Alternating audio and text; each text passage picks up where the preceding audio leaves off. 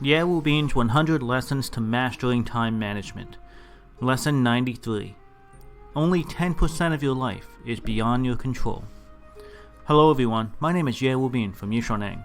I am so happy to be with you now at 6 a.m. on the Ximalaya App.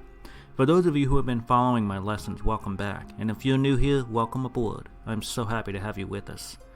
Time is man's scarcest resource. Once it's used, it can never be regained. So if you're not using your time effectively, or if the time you're spending is only getting you further away from your dreams in life, then stay with me. Listen a while, and I'm confident I can help open your eyes to a new path that will get you closer to your dreams. I want to remind you, there are 100 classes in this album, and every class lasts about 6 minutes. It is updated at 6 a.m. New York City time each morning. Today we are going to start a new topic. Emotions. I want to talk about emotions because time management is based on energy management. In Lesson 16, Time Management is Energy Management, I mentioned that energy is divided into 4 dimensions: the body, emotions, spirit, and ideas. In previous courses, we only discussed energy in its physical form. I have mentioned that through 3 basic habits of life plus a small habit, that is 3 plus 1, we can increase the energy of our body. These include early hours, exercise, healthy diet, and meditation. Emotion is a very important component of our energy, which affects the level and nature of our energy. So today, let's discuss how we can manage our emotions. Anthony Robbins, a world-class trainer, thinks that the 2 keys to success are time management and emotion management. You can see that how we manage our emotions has a large impact on our energy level. I think if a person is tired or despondent, it is hard for him or her to work efficiently. If you didn't sleep well, you will feel tired the next day, or if you had a fight with someone, you will feel disappointed and have little energy.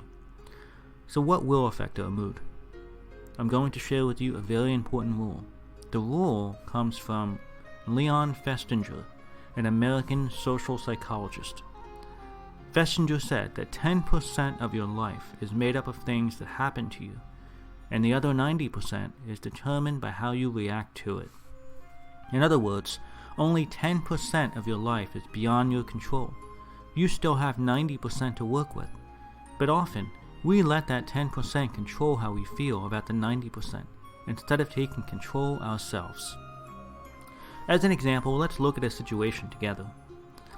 A man put his expensive watch on the edge of the kitchen sink while he was washing dishes. His wife then put that watch on the table so it wouldn't get wet. However, when the son arrived and went to bring bread to the table, he accidentally brushed the watch off the table and it fell to the ground with a thud. The watch was broken.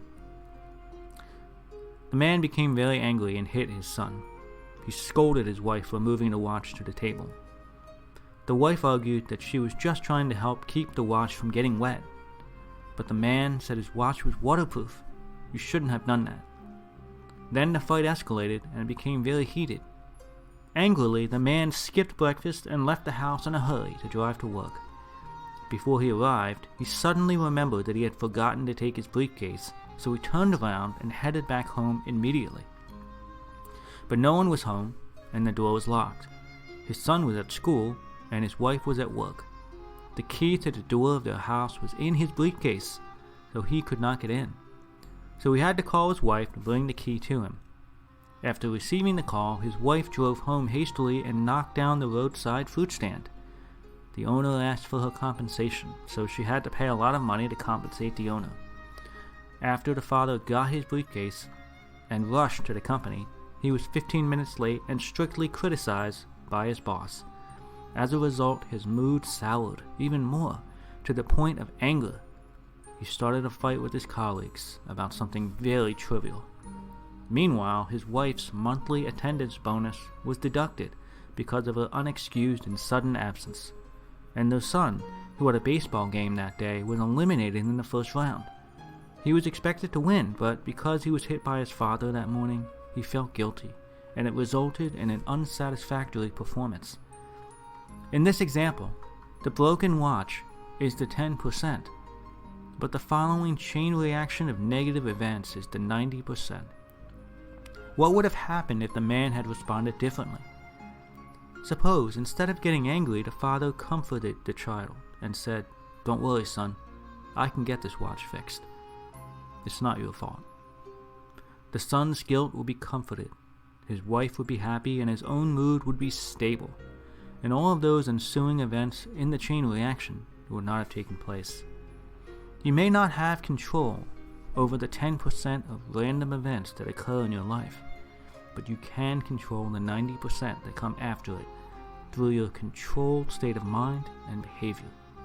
So the rule we have learned today is 10% of life is made up of things that happen to you, and the other 90% is determined by how you react to what happened.